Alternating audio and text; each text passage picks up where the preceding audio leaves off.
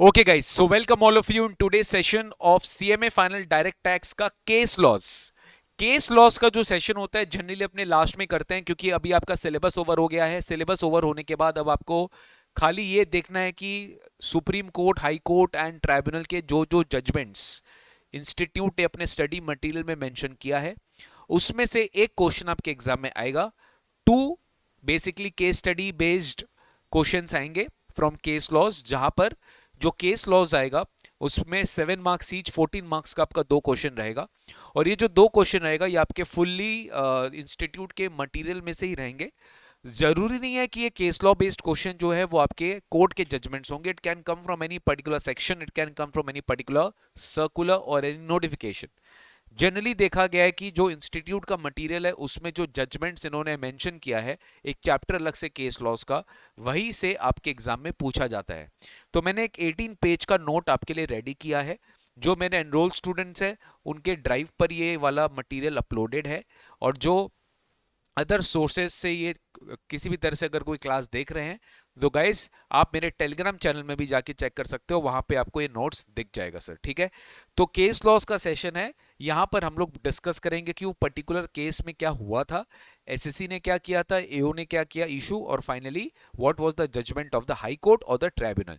Generally supreme court के judgements ज्यादा है, थोड़ा हाई कोर्ट का भी है और वेरी मिनिमल ट्राइब्यूनल के भी जजमेंट्स है।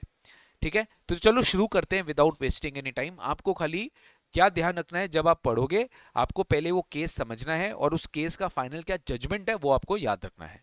Sir, I am not expecting you to remember the name of the case, I am just expecting you to remember that as such similar issue happened in a case where the ruling was a particular view।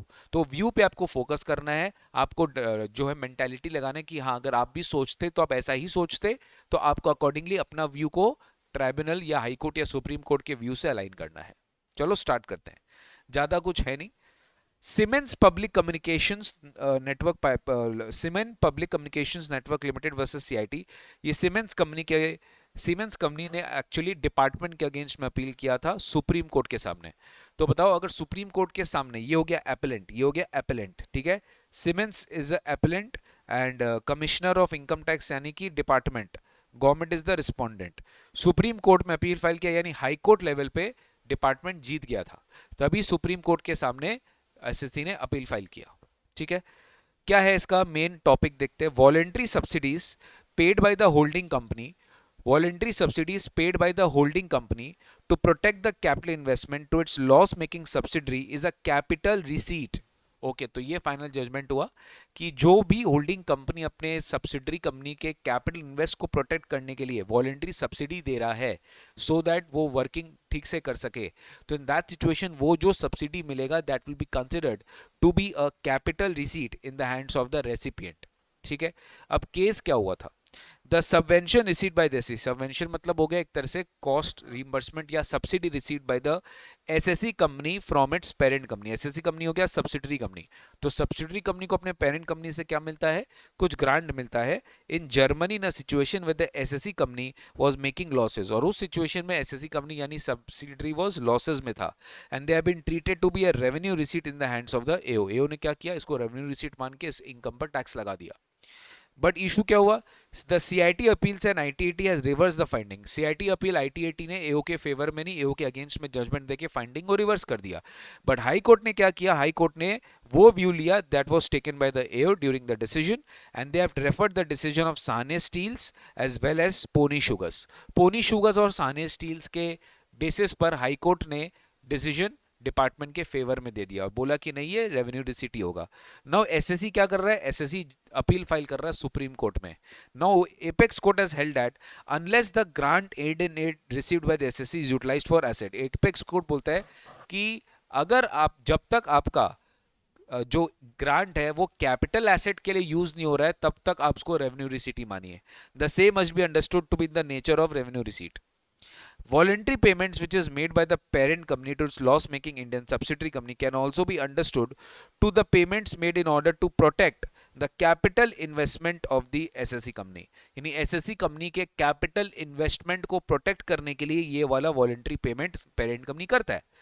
Thus, it was held that the payment made to the loss-making subsidiary company by the parent company in question cannot be held to be revenue receipt. तो ये final decision यही है कि ये revenue receipt नहीं माना जाएगा sir, ये रेवेन्यू रिसीट नहीं माना जाएगा। ये इस तरह के जो पेमेंट्स होते हैं वो कैपिटल रिसीट ही माने जाते हैं, वो रेवेन्यू रिसीट नहीं माना जाता है। Next, Susham Singla versus CIT, ये है Punjab and Haryana high court का judgement. Susham Singla versus CIT, the annual value of the properties like the ones in the case in hand which are more than one, यानी प्रॉपर्टीज आपके पास एक से ज्यादा है but it is owned by the SSE and which are admittedly remaining vacant throughout the year, और वो throughout the year क्या था, vacant था, would not be assessed under income from property। मतलब ये बोला जा रहा है कि आपका जो प्रॉपर्टी पूरे साल वेकेंट था, लेट आउट ही नहीं था, तो वो इनकम फ्रॉम हाउस प्रॉपर्टी में टैक्सेबल ही नहीं होगा। ठीक है, ये Punjab and Haryana high court का भी डिसीजन आया है जो सुषम सिंगला ने अपील किया है वर्सेस सीआईटी। ठीक है, तो यहां पर ये बोला गया, ये इशू किया गया, बट कोर्ट ने एकदम क्लियरली बोल दिया कि no, it will be treated to be a let out property and notional income के बेसिस पे income from house property taxable हो जाएगा। या लिख दिया ना, it will not be assessed under 23(1)D but it will be assessed under 23(1)A, यानी आपको नोशनल इनकम के बेसिस पे जो है अपना इनकम टैक्स करना पड़ेगा। तो फैक्ट्स क्या है ये देखते हैं। अ search was conducted upon a jeweller group, आपको इतने फैक्ट्स याद नहीं रखने, आपको मेन जजमेंट याद रखना है जो रूलिंग आया था। अ सर्च वाज कंडक्टेड, फैक्ट्स तो मैं आपको बता रहा हूं सो दैट आप जजमेंट को समझ सको। अ search was conducted upon a jeweller group, a search was conducted upon a jeweler group and the appellant SSE being related to that group was also subjected to such search। एक jeweller group पे search हुआ और जो SSC है सुषम सिंगला वो भी उस group का ही पार्ट था, उसमें भी सर्च हुआ। on the basis of which a notice was issued to him as to why deemed income by determining annual value of the properties may not be added to his income। जहां पर ये ruling, जहां पर ये पूछा गया उससे कि बाबू तुम्हारे पास इतने प्रॉपर्टीज है, तुमने डीम्ड इनकम ऐड क्यों नहीं किया, excluding one property which was treated as self occupied. उस समय वन प्रॉपर्टी था, बाद में टू हो गया, आपको भी पता है, पहले वन प्रॉपर्टी सेल्फ ऑक्यूपाइड मान सकते थे। तो ठीक है, excluding one property which to be treated as self occupied, आपने जो है बैलेंस प्रॉपर्टीज पे इनकम क्यों नहीं टैक्स किया। As appellant SSC is found to be the owner of 3 more properties. तो इशू यहाँ पे ये हुआ, SSC had not shown any deemed income, notional rent was determined after providing the statutory deductions added to the appellant's income. ठीक है, यहाँ पे appellant के इनकम में जो है डिपार्टमेंट एड बैक कर दिया उसका notional income. Such addition in the hands of the AO was challenged by the appellant considering that there is no chargeability of rent which can not be realised. वो बोलते हैं कि अगर कोई rent realise ही नहीं हुआ है, लेट आउट ही नहीं हुआ है, तो वेकेंट रहा है, तो यहाँ पे कोई इनकम भी टैक्सेबल नहीं होना चाहिए। बट जजमेंट एकदम क्लियर है सर, द एनुअल वैल्यू जो है वो नोशनली डिटरमाइन किया जाएगा। ठीक है, एज पर 23(1)A it is clearly held that 23(1)B and C would apply only to those properties which are actually let out and for which rent is realized। The provision deal with the concept of real income and not notional income। मतलब sir जहां पर let out के provision है वो provision यहाँ पे नहीं लगेंगे क्योंकि यहाँ पे लेट आउट हुआ ही नहीं है। But the annual value of the property like the one in the case in hand which are more than one. ठीक है, यानी कि जो प्रॉपर्टीज एक से ज्यादा है owned by the SSE and which are admittedly remained vacant throughout the year, it would not be assessed under this but under deemed to be let out। मतलब उसको deemed to be let out माना जाएगा और उसकी जो भी annual value होगी वो आपको अकॉर्डिंगली नोशनली डिटरमाइन करना पड़ेगा। ठीक है, वो आपको अकॉर्डिंगली नोशनली क्या करना पड़ेगा, डिटरमाइन करना पड़ेगा। चलो ठीक है, वो आपको अकॉर्डिंगली डिटरमाइन करना पड़ेगा। नेक्स्ट आता है, ये इजी था सर, ये नोशनल इनकम है, आपको भी पता था, नहीं भी आप पढ़ते तो आप बोल ही देते कि हाँ नोशनल इनकम के बेसिस पे टैक्स होता है। नेक्स्ट है अपना यूके पेंट्स इंडिया का judgement, principal CIT versus UK paints, और ये है Delhi high court. Section 14A can not be invoked by the assessing officer by rejecting the suo motu disallowances made by the SSC without any reason. एकदम clear है, section 14A में rejection तभी possible है जब आप कोई रीजन देकर reject करते हो। एओ को नॉर्मली रीजन देना होता है that why they want to invoke 14A, why they think that there is an expenditure incurred in relation to exempt income. They just can not invoke 14A without giving any reasons. तो there should be a reason that yes because of this reason the AO has a reason to believe that there are some expenses which are incurred to earn such exempt income. तो accordingly ये जो expenses होगा ये disallow किया जाएगा और इस पे रूल 8D एंड 14A वाला सेक्शन एप्लीकेबल होगा। तो ये फैक्ट्स देखते हैं। द एसएससीज return had reported tax exempt income over 25 crore. SSC ने 25 करोड़ से ऊपर अपना टैक्स एग्जेम्प्ट इनकम रिपोर्ट किया। The assessing officer framed the assessment after applying disallowances under 14A. एओ ने क्या किया? एओ ने assessment frame कर दिया after applying disallowance. एओ ने assessment कर दिया 14A disallowance करने के बाद in respect of his exempt income and without accepting the preferred disallowance of 7.5 lakh made by the SSC. एओ ने SSC ने खुद से disallowance कर दिया, ठीक है, बट एओ ने उसको एक्सेप्ट नहीं किया। Order was rectified under section 154 where the AO merely clarified that the amount of this much offered was not taken into consideration at the time of passing the order. AO ने rectify करके बोला कि नहीं, ये जो आप voluntary disallow कर रहे हैं ये हम नहीं मानेंगे। The AO therefore reduced the amount from the figure of determined disallowance. तो जो कि actual ने SSC ने disallow किया था, AO ने उसको कम कर दिया क्योंकि AO को अपना disallowance जोड़ना था।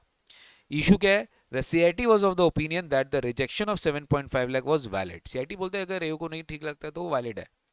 And restored the matter for fresh computation to the AO. और एओ को बोलता है कि आप फिर से fresh computation करिए। The tribunal held that the AO can proceed to make an independent determination of disallowance under Rule 8D.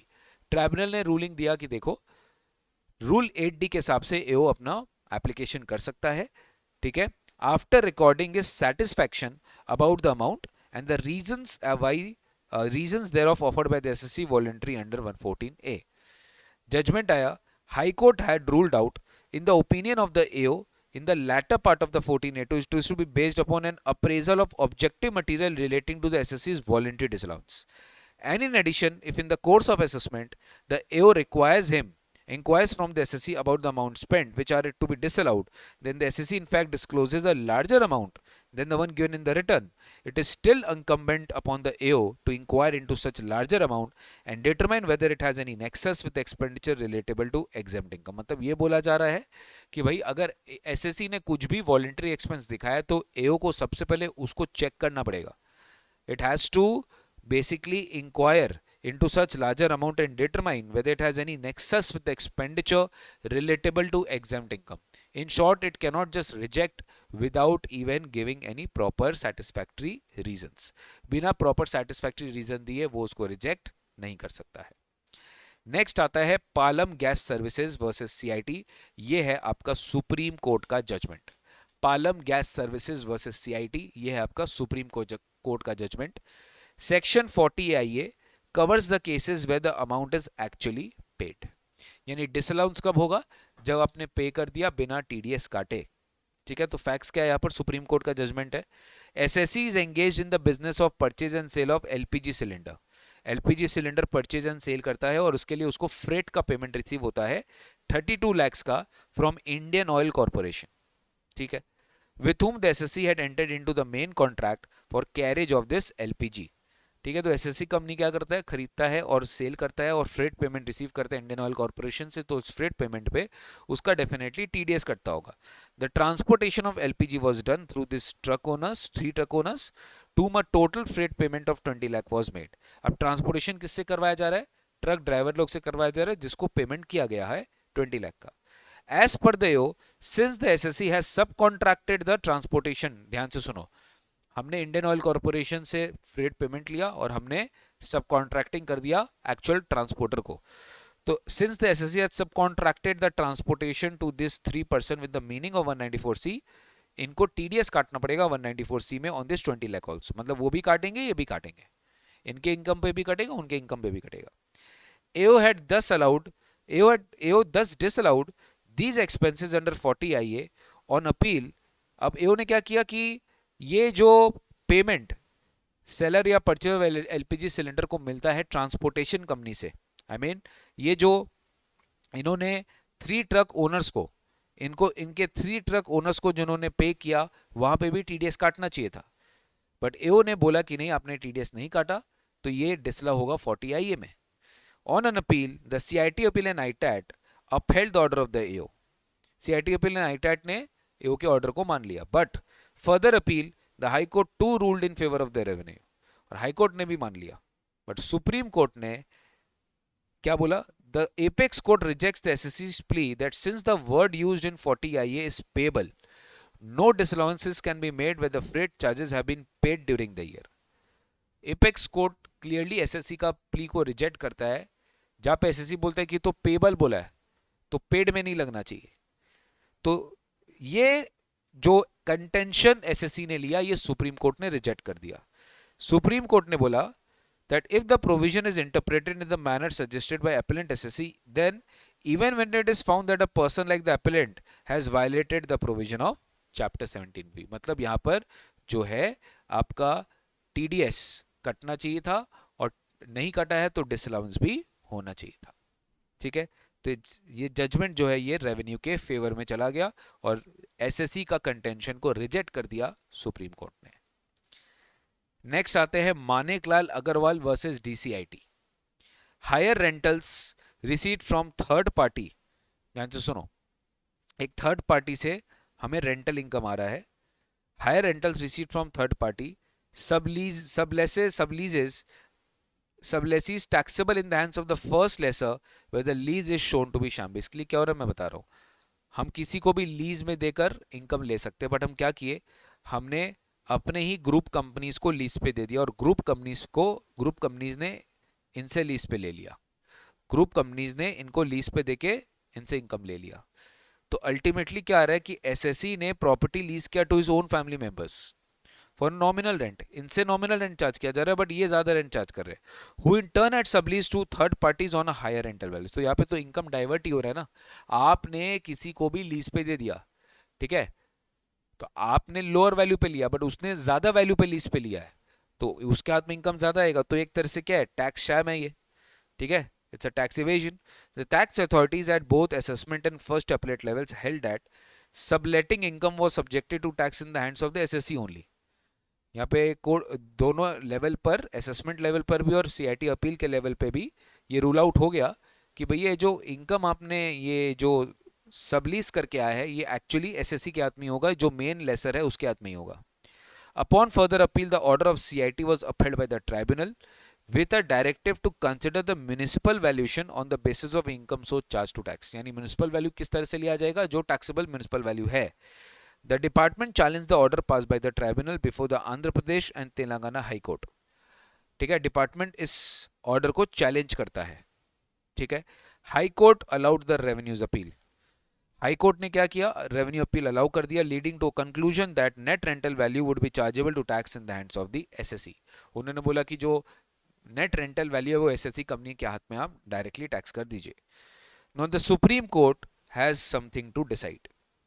Supreme court ने ऑब्जर्व किया that assessee had devised a structure to show lesser income in the hands. उसके हाथ में lesser income कैसे आएगा, by entering into lease agreement with his family members like wife, son, daughter at a very nominal rates and allowing the family members to sublet the property at a higher rental value. यानी वो ज्यादा rent पे charge करे third parties को but वो खुद उसके लिए कम रेंट चार्ज करेंगे. In the instant case, given the finding of the fact that the first lease transaction was bogus, तो पहला lease transaction एक तरह से bogus था, the SSC was found to be the right person. मतलब जो actual lesser है उसी को जो है परमिसेबल होना चाहिए for the revenue to tax the said rental income in the hands of the SSC to avoid double taxation of the same income. Supreme court held that the एसएससीज relative could seek redressal of the taxation of income at their hands in appropriate proceedings. मतलब वहां पर जो family members के हाथ में tax हो गया होगा तो वो फैमिली मेंबर्स जो है अपना रिलीफ क्लेम कर पाएगा, क्योंकि ये जो इनकम है ये बेसिकली एक तरह से क्लब हो जाएगा इन the hands of the SSC और एसएससी के हाथ में जो मेन लेसर है उसी के हाथ में क्या होगा, ये इनकम टैक्सेबल हो जाएगा सर. तो एक शैम ट्रांजैक्शन को अवॉइड करने के लिए, टैक्स इवेजन को अवॉइड करने के लिए सुप्रीम कोर्ट ने मानेकलाल अग्रवाल में ये जजमेंट दिया. Next CIT versus Shrimati Sarika Jain. ठीक है, Allahabad high court. ITAT wasn't competent to make addition under different section if it wasn't subject matter of appeal. यानी अगर कोई भी मैटर ऑफ अपील में नहीं है, ठीक है, तो ITAT उस पर कोई भी एक्शन एडिशन कर ही नहीं सकता. मतलब वो पावर ITAT के पास नहीं है अगर उसके पास कोई अपील में कोई मैटर आया नहीं. तो ये बहुत अच्छा केस लॉ है श्रीमती सरिका जैन का, जहां पर आपका रूलिंग आएगा कि ITAT का पावर्स क्या है, कि ITAT will only restrict itself to the appeals or to the grounds of appeal filed by CIT appeal. I mean to be filed by the department or to be filed by the appellant. तो यहाँ पर देखो facts क्या था, issue क्या था, finally judgement क्या था. The assessee was a partner in a firm. SSC क्या था, एक फर्म का पार्टनर था, ठीक है. Wherein he introduced certain amounts of capital. Notice was issued to the SSC under 148 to explain the source of the capital. SSC को जो है पूछा गया, फॉर पार्टनर को पूछा गया कि भैया कितना कैपिटल आया कहाँ से तुमको देने के लिए. In reply to the notice the SSC submitted that she had received gift of certain amounts.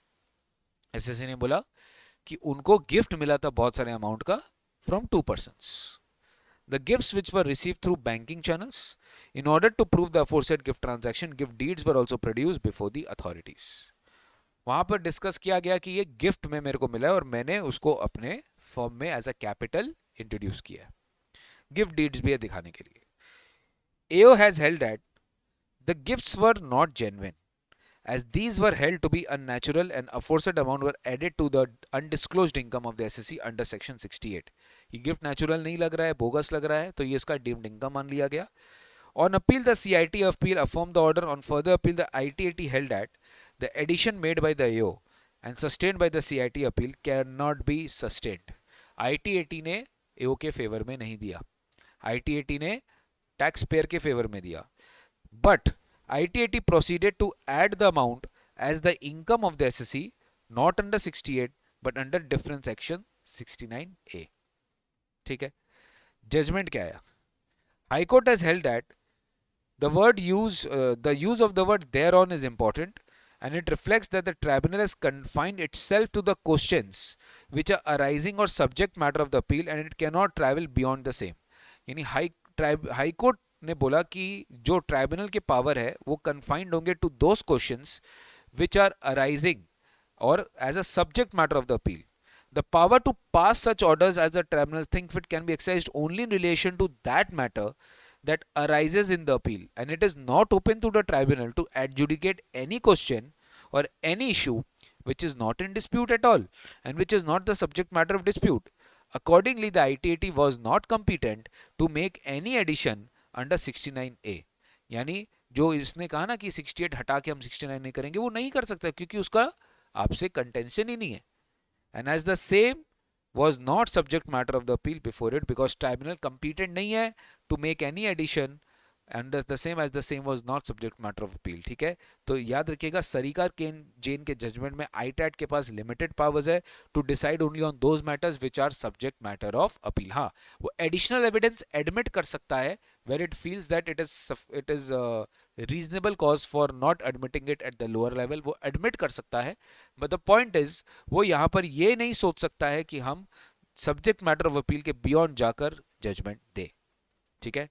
तो ये ITAT के पावर्स को लेके एक अच्छा जजमेंट है, इसको याद रखिएगा.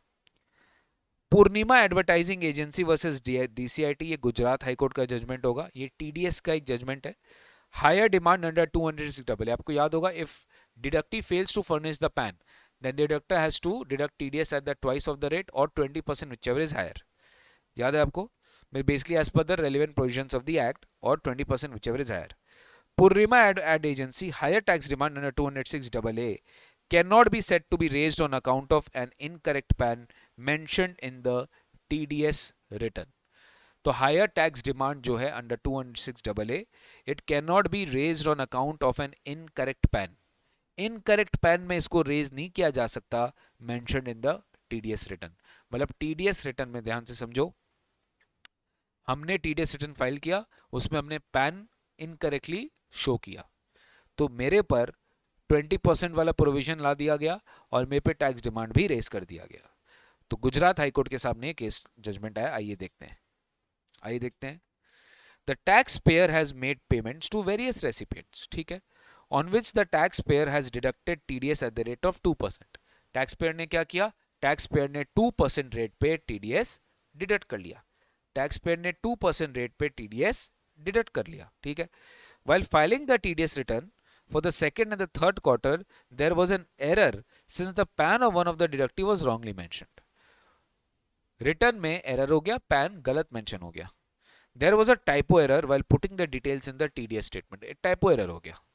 The taxpayer had not immediately notice this error. Taxpayer ने उस एरर को इमीडिएटली नोटिस नहीं किया. इशू क्या है देखो. During the course of the proceeding TDS return, during the course of processing the TDS return, the AO found that the PAN indicated by the taxpayer in the declaration did not match with the actual PAN of the deductee. क्या लिखा है? During the course of the processing TDS return, the AO ने देखा कि जो PAN taxpayer ने return में indicate किया did not match with the actual PAN of the deductee. उसका एक्चुअल पैन से वो मैच ही नहीं कर रहा है. तो PAN given in the TDS return did not belong to the deductee only, and therefore in terms of 206AA it would have the effect as if the deductee has not furnished the PAN, and the effect of 206AA is applicable. AO held that the taxpayer was required to deduct TDS will have to deduct TDS at 20%.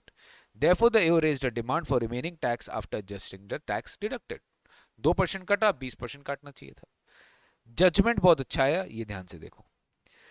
देखो, with the pay having already discharged his tax liability, पे जिसको आपने पे किया था वो तो अपने इस इनकम पर, जिसको आपने पे किया था वो तो इनकम शो भी कर दिया, वो रिटर्न भर भी दिया, उसने टैक्स भर भी दिया independently. Such an amount would remain in government coffers not accounted for by anyone's tax liability.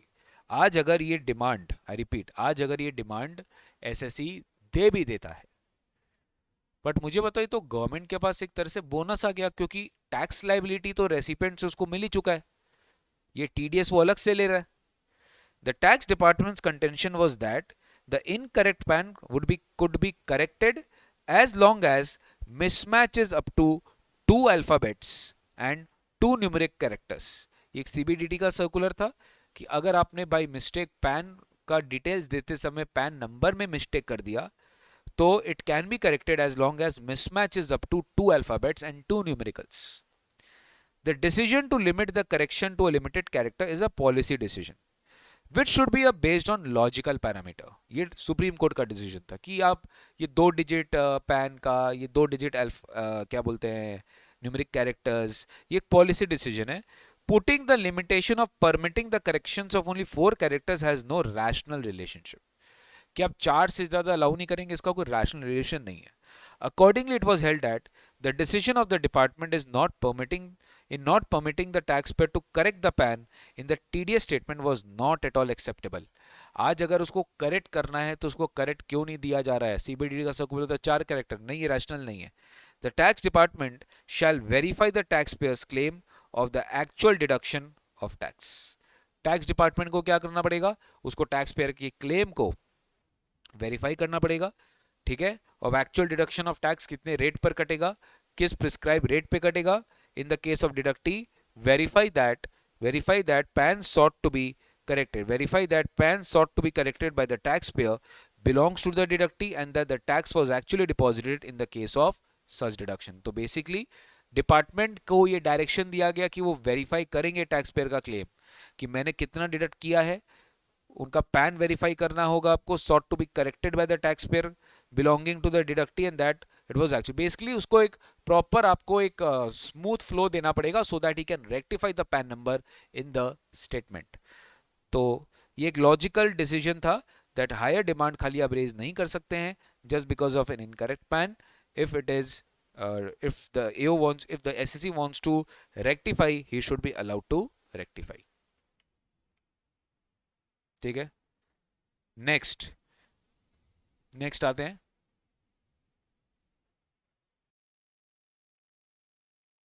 हैं. CIT versus Equinox Solutions private Limited, supreme court का जजमेंट है. स्लम सेल के ऊपर ये जजमेंट आया हुआ है. If an undertaking is sold as a running business, कभी भी कोई undertaking as a running business, if it has been transferred along with assets and liabilities for a slump price, no part of the consideration can be attributed to depreciable assets and assessed as short-term capital gain under section 50 subsection 2. ठीक है. तो basically ये बोला जा रहा है कि आप इसको शॉर्ट टर्म कैपिटल गेन ऐसे नहीं बोल सकते जस्ट बिकॉज इस असेट्स में डेप्रिशिएबल असेट भी है। आपको डिटरमाइन करना पड़ेगा इसका period of holding and accordingly it can be short term as well as long term. ठीक है। SSC company was engaged in the business of manufacturing sheet metal components at Ahmedabad, sold his entire business in one go with all the assets and liabilities to another company, and claimed this to be slum sale in the nature of long-term capital gains as the undertaking was owned by the SSC for almost 6 years. ठीक है, एकदम perfect है। ये बोलते हैं slump sale है, long term होगा क्योंकि 6 ईयर्स से ज्यादा आपका मेरा अंडरटेकिंग था। बट एओ ने रिजेक्ट कर दिया SSC contention that it was covered under 52। यहाँ पे कैपिटल गेन लगेगा डेप्रिशिएबल एसेट वाले, and framed the assessment accordingly. On appeal the CIT appeal allowed the assessee claim. उन्होंने बोला नहीं, एसएससी करेक्ट है। On further appeal before ITAT and High Court, again SSC succeeded. Now Supreme Court also observed that the short term capital gain wala section 50 is only applicable to any block of asset transferred which SSC was running in this business. The apex court however opined that where the SSC running entire running business with assets and liabilities to transferred in one go, अगर पूरे के पूरे assets and liabilities एक साथ transfer कर दिया जाता है, then it cannot be considered to be short term capital asset and it will be in the nature of long term capital gain. तो इक्विनॉक्स सॉल्यूशंस वाले केस लॉ में ये सुप्रीम कोर्ट का डिसीजन था 2017 में दैट दिस स्लम सेल जो होगा इसका जो कैपिटल गेन होगा ये लॉन्ग टर्म कैपिटल गेन में होगा because undertaking period was exceeding 3 years. ठीक है। नेक्स्ट आता है McDowell and Company limited versus CIT. Next आता है McDowell and Company limited versus CIT supreme court. Deemed income under section 41(1) of the amalgamating company, deemed income under section 41(1) of the amalgamating company should be reduced from the loss to be set off by the amalgamated company। मतलब यहाँ पर ये बोला जा रहा है कि देखो हमने पढ़ा है amalgamating company और amalgamated company। amalgamating company अपना सारा losses कैरी फॉरवर्ड करेगा amalgamated company में और सेट ऑफ करेगा, प्लस क्या करेगा, सेट ऑफ करेगा। अब इसमें क्या हो रहा है कि सेक्शन 41(1) में अमेलगमेटिंग कंपनी का कुछ डीम्ड इनकम आया, फ्यूचर कोई लॉसेस रिकवर हुई और ये जो इनकम आया ये लॉसेस से एडजस्ट हो गया। ठीक है, ये लॉसेस से एडजस्ट हो गया। सुप्रीम कोर्ट का डिसीजन है मैकडॉवेल के केस में। आइए देखते हैं। SSC company took over the sick company. तो ध्यान दो बेटा, सिक कंपनी क्या है? सिक कंपनी एक अमेलगमेटिंग कंपनी है, यानी जो लॉस मेकिंग कंपनी है एचपीएल है वो अमेलगमेटिंग कंपनी है। और एसएससी कंपनी कौन है? ये अमेलगमेटेड कंपनी है जो लॉस कैरी फॉरवर्ड कर रहा है। तो एसएससी कंपनी ने सिक कंपनी को टेक ओवर कर लिया through the scheme of amalgamation under certain circumstances and fulfillment of conditions under 472. A company which takes over the sick company is allowed to be set off of the losses of the amalgamated company. Definitely वो sick company का losses को set off कर सकता है as its own losses. In the return filed by the SSC claimed the set off of the accumulated losses which it had taken over from this company amalgamating by virtue of the provision. इसने पूरा set off claim कर लिया। Issue क्या आया? AO treated the income at the hands of the SSC. Income कौन सा? Deemed income. ये जो इनकम है इन्होंने क्या किया? It treated the aforesaid income in the hands of the SSC herein and adjusted the same from the accumulated losses. Assessment was upheld by the CIT appeals. AO ने बोला कि देखो इसके पास जो डीम्ड इनकम आएगा ये उसके लॉसेस से सेट ऑफ हो गया। Assessment was upheld by CIT appeal. How in further appeal ITAT held that the income under 41(1) of the act was not in the hands of the SSC but it may be treated as income of HPL। थोड़ा ध्यान देना, losses है amalgamated company का, income है amalgamating company का। अगर income को तुम इस लॉस के साथ सेट ऑफ कर रहे हो तो यानी कि तुम इस इनकम को मान रहे हो ये अमेलगमेटेड कंपनी का है। But let me tell you, ITAT ने बोला कि this income is of HPL and HPL कौन है? अमेलगमेटिंग कंपनी है। It is a different SSC and a different entity. The SSC was not liable to pay and taxes on the income. SSC मतलब amalgamated company को इस 41(1) वाले income में कोई tax देने की रिक्वायरमेंट नहीं है, तो वो उस लॉसेस को कैसे सेट ऑफ कर दिया? डीम्ड इनकम के साथ। तो जजमेंट में क्या बोला? The apex court held that the waiver of liability due by amalgamating company, ध्यान से सुनना, the waiver of liability which is due by amalgamating company, यानी जो वेव ऑफ हुआ amalgamating company के बुक्स में आफ्टर amalgamation, ये जो लाइबिलिटी वेव ऑफ हुई, this is taxable in the hands of amalgamated company यानी जो इनकम है ना, ये टैक्सेबल होगा अमेलगमेटेड कंपनी के हाथ में, as when SSE is allowed the benefit of the accumulated losses while computing those losses, the income which accrued had to be adjusted and only thereafter the net losses could have been allowed to be set off by the SSE company. मतलब ये बोला जा रहा है ये जो income है ये अमेलगमेटिंग कंपनी का नहीं है, अमेलगमेटेड कंपनी का इनकम माना जाएगा, और वो लॉसेस जो है after setting of with this income the net loss will be allowed to be set off by the SSE company. ठीक है, the income which accrued it had to be adjusted and only thereafter the net losses could have been allowed to be set off. Am I clear on this? The net losses could have been allowed to be set off. तो ये था McDowell and Company Limited का court का judgment. Next आते हैं Mother Hospitals. Next आते हैं Mother Hospitals Private limited versus CIT, ये हो गया सुप्रीम कोर्ट का judgment. Mother Hospitals Private limited versus CIT, ये हो गया अपना सुप्रीम कोर्ट का judgment. A lessee can not be said to be the owner for the purposes of claiming depreciation. एक लेसी जो होता है इसको ओनर नहीं मान सकते आप, क्योंकि लेसर आपको लीज पे दिया, आप तो यूज कर रहे हो, आप ओनर नहीं हो। Lessee cannot be said to be the owner for purpose of claiming depreciation, and the lessee is entitled to depreciation only on the further improvement cost which they are incurring on that asset. ठीक है, तो lessee is entitled to claim depreciation on the improvement cost या cost of construction incurred by him but not on the cost incurred by the owner and reimbursed by the lessee. ऐसा नहीं होना चाहिए कि owner ने इंकर कर दिया हमने रीइंबर्स कर दिया, नहीं, उस पर हम डेप्रिसिएशन क्लेम नहीं कर सकते। बट हमने अगर खुद से कोई इंप्रूवमेंट कॉस्ट किया, मान लो हमने बिल्डिंग के ऊपर कोई फर्दर शेड बनाया है, कोई एक्सटेंडिंग किया है, कोई कैपेसिटी शेड बनाया है, कुछ इंप्रूवमेंट किया है, तो वो हमारे बुक्स में लीज होल्ड इंप्रूवमेंट दिखेगा और उस पर हम डेप्रिसिएशन क्लेम कर सकते हैं। तो मदर हॉस्पिटल्स का जजमेंट था, फैक्ट्स देख लेते हैं। Partnership firm had been constituted by M and his family members. एक फर्म है जिसको एम और उसके फैमिली मेंबर्स ने कॉन्स्टिट्यूट किया। फर्म ने लैंड ओन किया। The purpose of the partnership firm was to run a super specialty hospital and accordingly the firm started construction of the hospital building. Firm ने खुद से hospital building construct किया। Thereafter, agreement was entered into between the firm and the company by which it was agreed that the firm would complete the construction of the building and hand over the possession of the same on completion. मतलब firm क्या करेगा, company के साथ agreement किया कि वो पूरा complete करेगा बिल्डिंग का कंस्ट्रक्शन एंड हैंडओवर कर देगा position on the same day on the date of completion on the condition that the entire cost of the construction of the building would be borne by the company. यानी कि पूरा का पूरा खर्चा जो होगा बिल्डिंग का वो पूरा कंपनी करेगा, फर्म खाली बनाएगा, फर्म जिस दिन बना लेगा कंप्लीट कर देगा वो उसको हैंडओवर कर देगा position. Company will actually reimburse the cost, company will actually bone the cost. ठीक है, तो यहां पर क्या हुआ, कंपनी ने रिटर्न फाइल किया in which it claim depreciation on the building. Company बोलता है भैया हमने अल्टीमेटली सारा कॉस्ट बेयर किया है, तो अगर हमने सारा अल्टीमेटली कॉस्ट बेयर किया है तो in this situation it will claim depreciation on the building. AO rejected the claim of the depreciation and added back the income.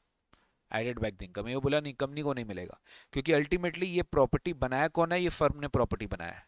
Firm ने प्रॉपर्टी बनाया और लैंड किसका है, फर्म का है। फर्म ने सुपर स्पेशलिटी हॉस्पिटल को कंस्ट्रक्ट किया है। ठीक है, तो court held that it is only when SSC holds a lease right और the other right of occupancy and any capex is incurred by it on construction or renovation of the improvement of building, SSC would be entitled to depreciation to the extent of such expenditure incurred. But where construction is carried out by the owner, which is the lessor, and the expenditure is only reimbursed by the SSC, it would not come to it. मतलब यहाँ पे depreciation allow नहीं किया गया। मतलब यहाँ पर भी यही फैक्ट है बेटा कि बिल्डिंग बनाया किसने, ओनर ने बनाया, और वो लीज आउट किसको कर दिया, कंपनी को कर दिया। ठीक है, वो लीज आउट किसको कर दिया, कंपनी को कर दिया। इवन अगर वो रीइंबर्स भी कर देता है बिल्डिंग का कॉस्ट, तो लेट मी टेल यू यहां पे डेप्रीसिएशन का क्लेम उसे नहीं मिलेगा, बिकॉज ये इंपॉर्टेंट जजमेंट है। बिकॉज यहां पर when the SSC holds a right और other right of occupancy and any capex और construction or renovation or improvement of the building is incurred, then SSC would be entitled to claim only then depreciation. But when construction is carried out by the owner lessor and the expenditure is only reimbursed by the SSC lessee, यानी SSC हो गया ये company जो लेसी है जिसको ये asset use करने के लिए दिया जा रहा है, तो ये रीइंबर्समेंट की वजह से वो डेप्रिसिएशन क्लेम नहीं कर पाएगा। ऐसा सुप्रीम कोर्ट का डिसीजन है mother Hospitals Private limited versus CIT. Next आते हैं राजेश कुमार अग्रवाल वर्सेस सीआईटी। ये दिल्ली हाई कोर्ट का जजमेंट है, सेक्शन 54F का रिलेशन विद सेक्शन 264। यो अपना कमिश्नर के पास पावर होता है to revise the order which is prejudicial to the interest of the SSC. तो क्या सेक्शन 54F का एग्जेम्पशन ग्रांट किया जा सकता है by the commissioner using the power under 264? तो आइए फैक्ट देखते हैं। Original property was sold on 20 जून। एक प्रॉपर्टी बिका 20 जून में। न्यू प्रॉपर्टी परचेज हुआ जुलाई 2008 में। कुछ मंथ बाद जून में और जुलाई में प्रॉपर्टी खरीद लिया। The benefit of 54F was not claimed. ठीक है, अब ये लैंड बिल्डिंग है कि क्या अपने को पता नहीं, एक कोई प्रॉपर्टी बेचा, एक दूसरा प्रॉपर्टी खरीदा। 54F was not claimed when the return was filed. The assessment order also disallowed the set off. Assessment order ने कुछ set off भी disallow किया। This resulted in a capital gain. इसके वजह से क्या हो गया, कैपिटल गेन आ गया, क्योंकि कैपिटल लॉस का कुछ होगा, वो सेट ऑफ अलाउ नहीं हुआ। एसएससी ने रिवीजन पिटीशन फाइल किया 264 में। SSC filed a revision petition under section 264। The CIT rejected the SSC's revision petition, stating that no documentary evidences whatsoever were filed by the SSC during the course of the assessment proceedings. CIT ने बोला भाई तुमने assessment में कोई भी इसका evidences file नहीं किया है। With regard to the cost of improvement made by him in the property, मतलब उसने कितना का प्रॉपर्टी खरीदा क्या है, उसने कोई भी assessment proceedings में इसको सबमिट नहीं किया। तो CIT ने revision petition रिजेक्ट कर दिया। इशू क्या है, assessee has also failed to bring on record the reasons that prevented him from filing the copies of valuation report before the AO. अब ये नया प्रॉपर्टी खरीदा है तो उसका वैल्यूएशन रिपोर्ट बट ऑब्वियसली मांगना पड़ेगा, तो SSC could not even submit that report. Thus the valuation report now filed by the SSC is a self serving document. SSC अगर अभी ये वैल्यूएशन रिपोर्ट फाइल करेगा तो it's a self serving document without any corroboratory evidences, without any corroboratory evidences. As regards the claim of deduction under 54F, the SSC has not claimed the same in his return. SSC ने अभी तक इसको जो है return में claim नहीं किया है। Further, it has also never been raised by him during the course of the assessment proceedings. और उसके बाद it has also never been raised by him during the course of the assessment proceedings, मतलब कि SSC ने उसको कभी return में claim नहीं किया और उसको वैल्यूएशन रिपोर्ट खुद से फाइल करना था, और उसने कभी भी इसका मैटर कभी भी असेसमेंट प्रोसीडिंग्स में रेज नहीं किया। जजमेंट में ये आया, the concerned provision of 54F does not पर से contain any such impediment. As far as text of the provision goes, this court is of the opinion that there is no bar in the grant of the relief, despite the SSC apparently having missed the bus and having committed the mistake. मतलब ऐसा कहीं लिखा नहीं है कि 54F दिया नहीं जा सकता अगर आप नहीं लिए तो, ठीक है। तो इट डज नॉट पर से कंटेन एनी इम्पेडिमेंट कि आपको ये रिटर्न में ही क्लेम करना है या फिर you have to claim by yourself only. As far as the text of the provision goes, this court is of the opinion that there is no bar in grant of the relief despite the SSC apparently having missed the bus and having committed the mistake। तो यहाँ पे basically यही बात का इशारा दिया जा रहा है कि हाँ भाई 264 में भी ये आपको ग्रांट किया जा सकता है even though you have not submitted any documentary evidences। You can again submit documentary evidences while filing revision petition and you can definitely claim under 264। Next, Vinjas solutions India private limited. ये बहुत similar case law है बेटा, ऐसा और भी आपको case laws अलग अलग जगह पे दिखाई देगा, सॉफ्टवेयर से रिलेटेड केस लॉज है। Payments made by the dealer for outright purchase of software is not tantamounting to royalty. अगर आप प्लेन वनीला किसी से सॉफ्टवेयर परचेज करते हो, वो एज अ प्रोडक्ट आपके लिए बिकता है, वो कोई रॉयल्टी पेमेंट नहीं है फॉर द सॉफ्टवेयर सर्विसेज। अगर आपने कोई पेमेंट कर रहे हैं for royalty for using software services, तो वो होता है जहां पर टीडीएस कटना चाहिए, और जहां टीडीएस कटना चाहिए वहां पे आपने नहीं काटा तो वह डिसअलाउंस किया जाएगा। तो यहां पर बोला जा रहा है कि अगर आप आउटराइटली एक इंडिपेंडेंट सॉफ्टवेयर परचेज कर रहे हैं which is not related to any royalty payment, आप प्रोडक्ट पर परचेज कर रहे हैं, तो that will not be covering under TDS, और वहां पे जो है डिसअलाउंस नहीं किया जाएगा। ठीक है, ऐसा ही जजमेंट मैं आपको कराऊंगा, वो नीचे है। तो मैं ये सेम इशू है और उस सेम ही कॉन्टेक्स्ट पे दूसरा जजमेंट है, वो अपने करते हैं, वो बेटर है। ठीक है, वो अपने कर लेंगे। आओ, Subhash Vinayak Supnekar, Bombay high court. Investment can be made out of the advance received under sale agreement for 54EC। तुमको याद होगा 54EC का बेनिफिट कब मिलता है कैपिटल गेन में? अगर हमने कोई ट्रांसफर कर दिया लैंड और बिल्डिंग और उससे हमने कोई इन्वेस्टमेंट कर दिया बॉन्ड में within 6 months from the date of transfer, तो हमें क्या करना है, हमें उसका एग्जम्पशन मिलेगा। बट मान लीजिए कि आप ट्रांसफर करें, बट ट्रांसफर के पहले ही आपको कुछ एडवांस मिला था, तो वो एडवांस मनी से आपने 54EC का बॉन्ड खरीदा है, not from the consideration coming from the transfer, but वो एडवांस मनी से। तो सुभाष विनायक सुपनेकर के जजमेंट में बॉम्बे हाई कोर्ट ने फाइनली क्या रूल आउट किया, पहले एसएससी ने क्या किया देखो, it invested 50 lakh from the advance received under an agreement to sell in the RECL bonds. Agreement to sell जो किया, उसका जो एडवांस है उससे उसने इन्वेस्ट कर दिया आरईसीएल बॉन्ड्स में।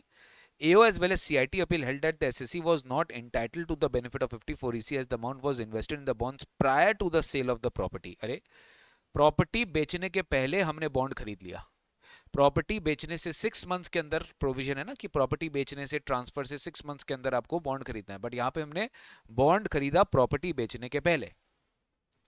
तो ट्राइब्यूनल ने बोला, ट्राइब्यूनल ने कंफर्म कि held that when the assessee made the investment in bond as required under 54EC on receipt of advance as पर the agreement to sale, still it was entitled to claim the benefit of 54EC। अरे जब आप उसको transfer date से 6 months तक का time दे रहे हो, तो आप पहले क्यों नहीं दे रहे हो, पहले भी वो क्लेम कर सकता है। हाई कोर्ट ने इस फाइनल ITAT के ऑर्डर को कंफर्म कर दिया, तो high court affirm the order of the tribunal. ठीक है, तो ये याद रखेंगे, सुभाष विनायक सुपनेकर। नेक्स्ट आता है ion Peter Morris, ion Peter Morris versus ACIT। Interest under 234B and C will not apply on the salary income. एकदम सिंपल है, 234B and C कब अप्लाई होता है, जब एडवांस टैक्स आता है। सैलरी वालों को तो एडवांस टैक्स देना ही नहीं पड़ता है भाई, सैलरी वालों का तो पूरा का पूरा इनकम TDS में कट जाता है, पूरा टैक्स TDS में कट जाता है। तो हाई कोर्ट ने in the order under appeal took the view that the said amount is a salary amount on which interest would be chargeable under 234B and C। Supreme Court held that on the perusal of the provision of Chapter 7 of the Act, against salary a deduction at the requisite rate at which income tax is to be paid by the person entitled to receive the salary is required to be made by the employer। employer को TDS काटना पड़ेगा, is required to be made by the employer, failing which the employer is liable to pay interest। In case where receipt is by way of salary, deduction under 192 are required to be made। salary TDS 192 में कटेगा। No question of advance tax under Part C of Chapter 7 can arise in cases of receipt by way of salary। तो इसमें advance tax की कोई question नहीं आएगी, and therefore interest obligation will have no application in the present situation। 234B and C का जो interest है वो एप्लीकेबल नहीं होगा in the case of advance tax on in case of salary, because in this situation TDS is required to be deducted by the employer on the salary payments to the employee under 192, failing which the interest will be liable to be paid by the employer। Next आता है RB Shriram Durga Prasad versus CIT Bombay high court. RB Shriram Durga Prasad versus CIT Bombay high court.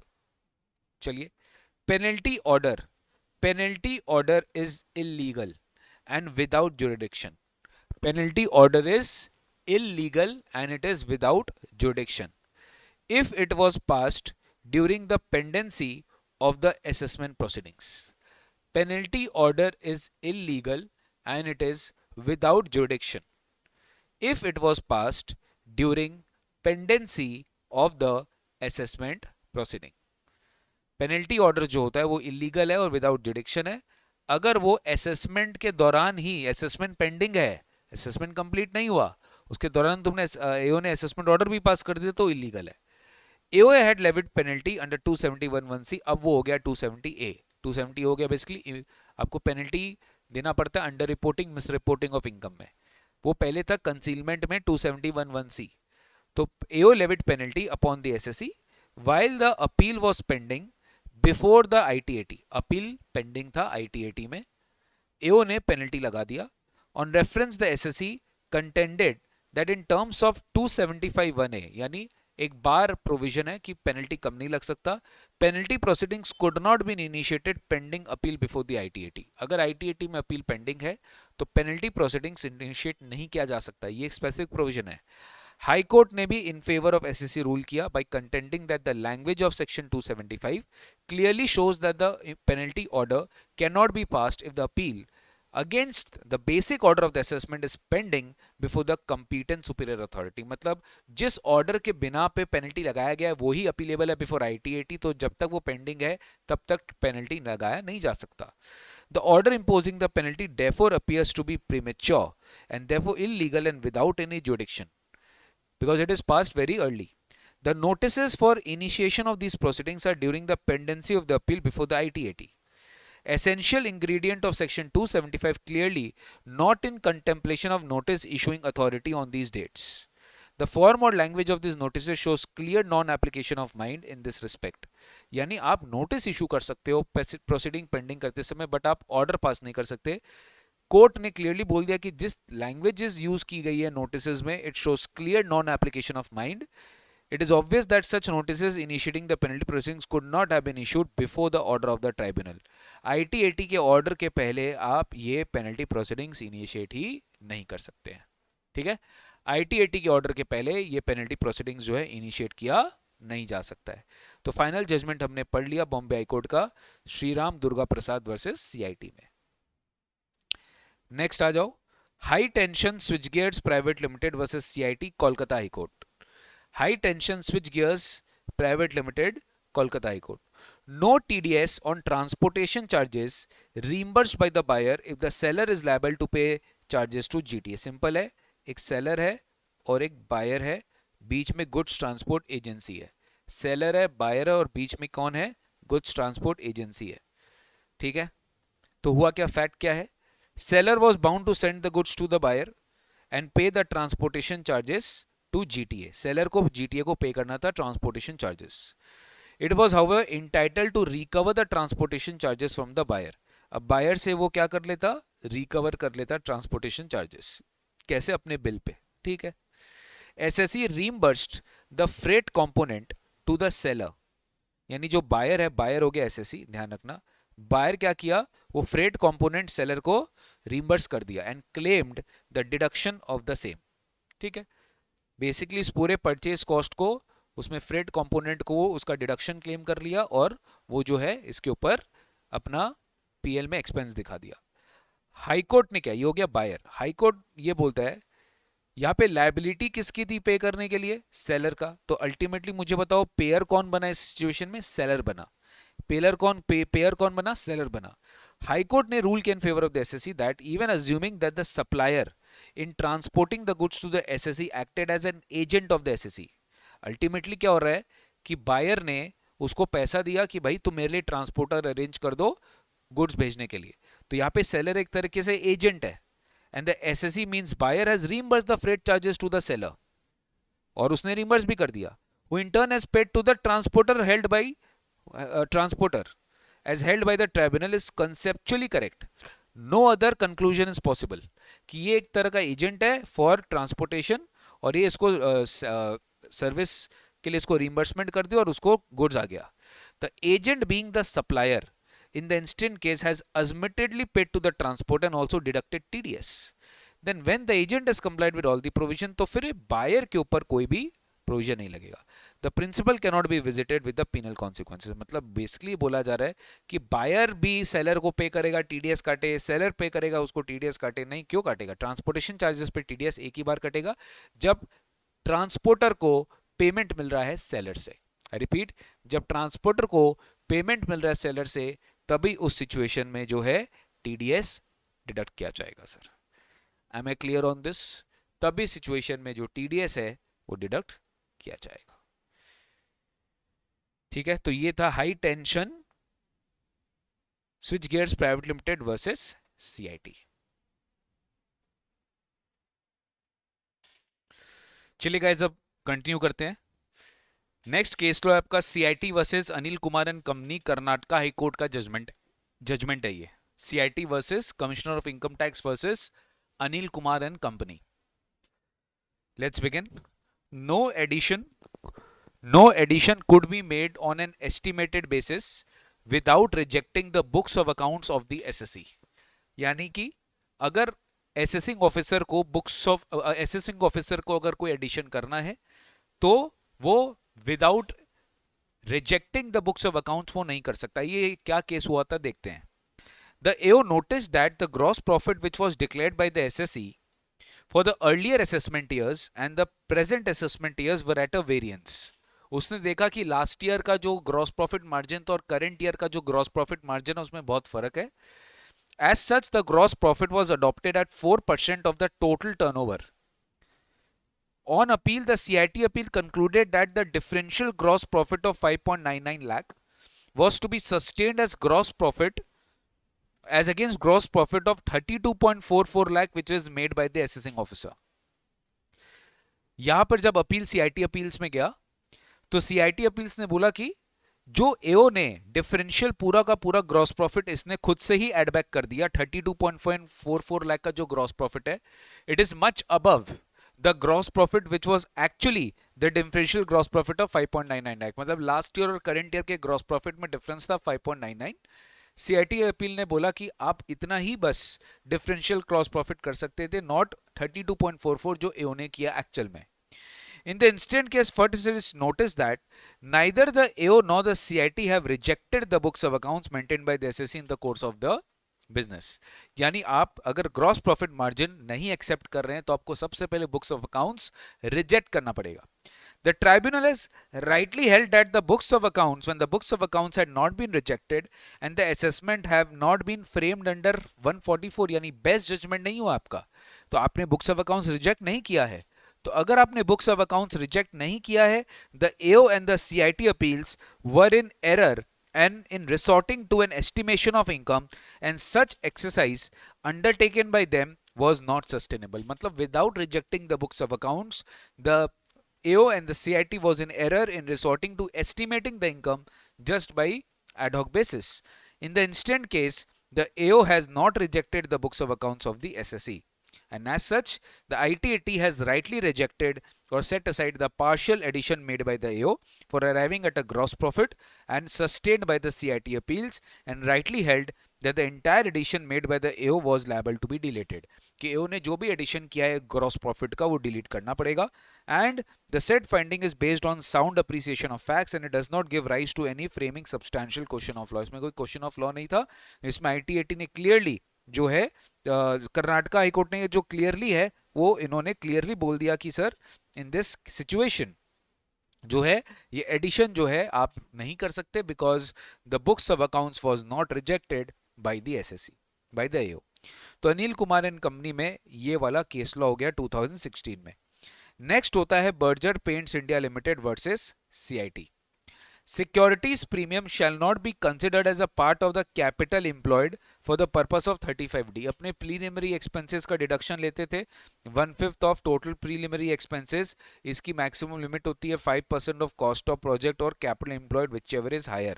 तो ये capital employed में अपने पढ़े थे issued share capital plus आपका जो reserve and surplus है plus आपका long term debenture होगा. ठीक है. तो यहां पर ये बोला गया है कि ये सिक्योरिटी प्रीमियम भी क्या आप इसमें कंसिडर करेंगे? The answer is no. The company's accounts do not show the reserve and surplus as part of its issued subscribed and paid up capital. Company का जो अकाउंट्स है उसमें रिजर्व्स एंड सरप्लस उनका शो नहीं करता है as part of the issued capital. It is taken as part of the shareholders fund but the same was not part of the issued capital and paid up capital of the company, जो actual definition है capital employed का. Similarly, companies that deals with issue of shares at premium, which requires company to transfer the amount so collected as premium from the shareholders and keep the same in a separate account called security premium account. Company बोलता है कि जो भी extra money आपने share holder से लिया आपको एक सेपरेट अकाउंट में मेंटेन करना पड़ेगा, being security premium account. It does not anywhere says that such amount be treated as a part of the capital of the company employed in the business for one or the other purpose. ये कोई capital employed नहीं माना जाएगा business का, and thus security premium will not be considered as a part of the capital employed for the purpose of claiming deduction under section 35D. ठीक है. Berger paints India limited का ये judgement था. Next आते हैं national travel services. ये deem dividend का एक जजमेंट था सुप्रीम कोर्ट का. 222E हमने पढ़ा था. डीम डिविडेंड क्या हुआ? Loan given by a company to its shareholder who is carrying at least 10% shareholding rights in the company. तो अगर कंपनी उसे लोन दे रहा है to the extent of accumulated reserves and surplus, that will be considered to be the dividend in the hands of the shareholder. इसके बाद हमने पढ़ा था that company can give advance or loan to any other concern in which such shareholder who is carrying at least 10% voting rights in the company is having a substantial interest in that concern, यानी 20% और more voting rights.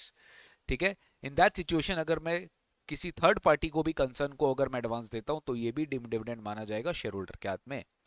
तो section 222E gets attracted as such as a loan has been made to a shareholder who is the beneficial owner of the shareholding of at least 10% of the voting rights. तो government basically यहाँ पर बोल रहा है कि जो ownership rights देखा जाएगा वो बेनिफिशियल राइट्स देखा जाएगा, जो 10% राइट्स देखा जाएगा वो बेनिफिशियल राइट्स देखा जाएगा. तो one cannot be a registered owner and a beneficial owner in the sense of a beneficiary of a trust. अगर मान लो एक ट्रस्ट है, ठीक है, अगर कोई ट्रस्ट है तो जरूरी नहीं है कि वो कोई पर्टिकुलर उसका रजिस्टर्ड ओनर, लीगल ओनर और बेनिफिशियरी सब साथ में हो, तो अलग अलग सिचुएशन में हो सकता है. It is therefore clear that the moment there is a shareholder who need not necessarily be a member of the company on the register, उसको जरूरी नहीं है कि उसको लीगल मेंबरशिप होना चाहिए. It is therefore clear that the moment there's a shareholder need not be who is the beneficial owner of the share, the section gets attracted. और कुछ नहीं, मतलब वो beneficial rights है उसके पास, section attract हो जाएगा, legal ownership जरूरी नहीं है. To state therefore there are two conditions have to be satisfied. The shareholder must be a registered shareholder and there it should be a beneficial owner is not only mutually contradictory but it is plainly incorrect. Also what is important is the addition by way of amendment of such beneficial owner holding at least 10% voting power. मतलब 222 में beneficial rights देखना पड़ेगा. This is another indicator that the amendment speaks only of a beneficial shareholder who can compel the registered owner to vote in a particular way. मतलब यहाँ पे 10% आपको beneficial rights देखना पड़ेगा, registered owner नहीं हो तो भी चलेगा, क्योंकि beneficial rights क्या करेगा, registered owner को compel कर सकता है वोट देने के लिए, तो इनडायरेक्टली उसके पास पावर है उस शेयर्स का. ठीक है, तो यहां पर आपको चेक करना है कि sir beneficial ownership is a must even though you do not have the registered ownership. Next आया सेक्शन 69. नेक्स्ट आया section 69, principal commissioner of income tax versus Tejua Rohit Kumar Kapadia, supreme court का जजमेंट है. Purchase cannot be treated as a bogus purchase under section 69. Purchase cannot be treated as a bogus purchase under section 69.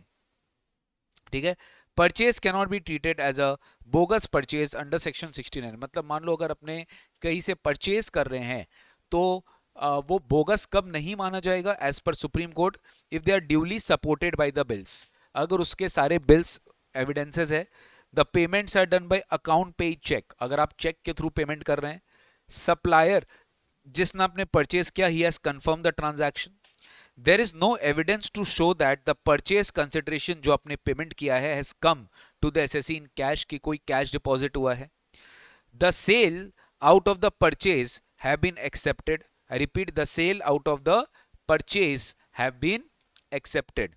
ठीक है, the sale out of purchase have been accepted and the supplier has accounted for the purchase made by the SSE and paid the taxes thereon. तो supplier ने basically क्या किया है, जिस जो भी एसएससी परचेज किया उसने अपने बुक्स में भी उसको अकाउंट फॉर किया और उसने टैक्सेस पे किया है.